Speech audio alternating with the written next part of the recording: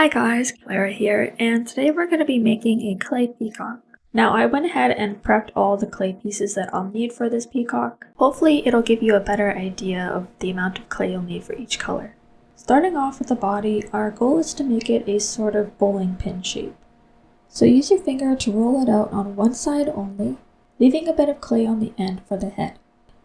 You can pinch the shape of the head more to define the neck. Once you're happy with the shape, we're going to want to push the head back towards the body until it looks a bit like an L. You can extend the neck a bit if it's too short for your liking, but you should end up with something looking like this. I used a medium ball pointed tool to create indents for the eye shapes, and in those I'm placing a small ball of teal colored clay. After pushing that down, I'll make indents again and insert black balls for the eyes. For the beak, we're just taking a ball of yellow clay, rolling out one end into a cone shape, and pushing that into the center of the face. Next, we'll move on to the wings. The teal wings will go on the bottom, so we'll start with those. I'm just flattening the ball down and pinching one end into a triangle shape. I'm then placing two indents along the bottom with a flat edge tool, and this will define the feathers.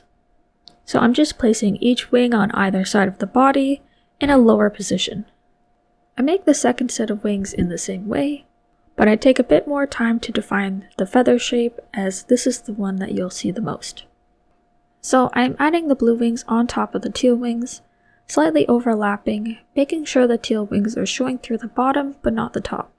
It should look something like this, and then we can move on to the feet. I'm just taking a yellow ball and squishing the three sides into a triangle shape, and using a flat edge tool to indent for the toes. Once you have two of them, we can place them underneath the peacock, one next to each other, and now you should have your tailless peacock. To roll out the feathers for the back tail, I'm first taking a log of a dark teal color and dividing that into 8 sections. I'll then cut those sections up and roll them each into a ball. You only need 7 sections for this tail, but cutting them into 8 makes it easier to section off. Once you have all your balls rolled out, we're going to be shaping them into teardrop shapes, and then slightly flattening them. Now it's time to place them together. I'm starting off with the center feather and working my way out. You may need to curve yours in order for them to fit, and I'm also pinching the end to make it a pointier point, so they fit in together without any gaps. Once you're happy with the placement, you can just blend the middle together just to make sure they're all joined and they won't separate.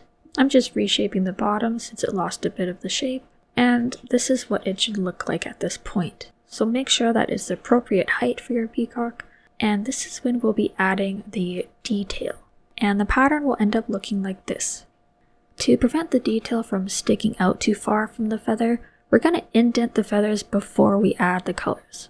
But before I do that, I'm just peeling it off the tile as I don't want it to be too flat and uniform.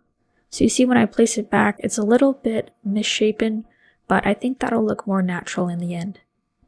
So starting off with the yellow, I'm just pushing that into the indents I already made and smoothing them out with the medium ball pointed tool.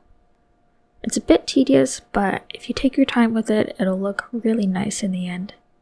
Before moving on to the next color, I'm making an indent with a small ball-pointed tool so that the detail won't be too raised. Then I'm adding the teal color that's the same as the wings. Once again, just pressing that into place before adding the third and final color. And this is the same blue that is the color of the body.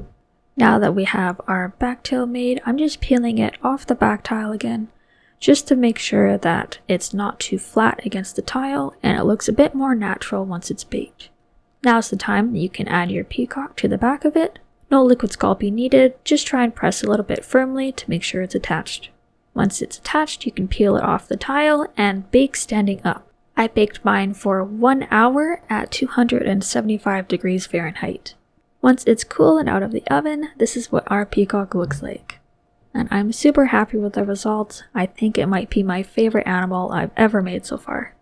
But let me know what you think, and if you have a suggestion for an animal you want me to make next, let me know down in the comments. But other than that, I hope you guys have a great rest of your day, and I'll see you guys next time. Bye!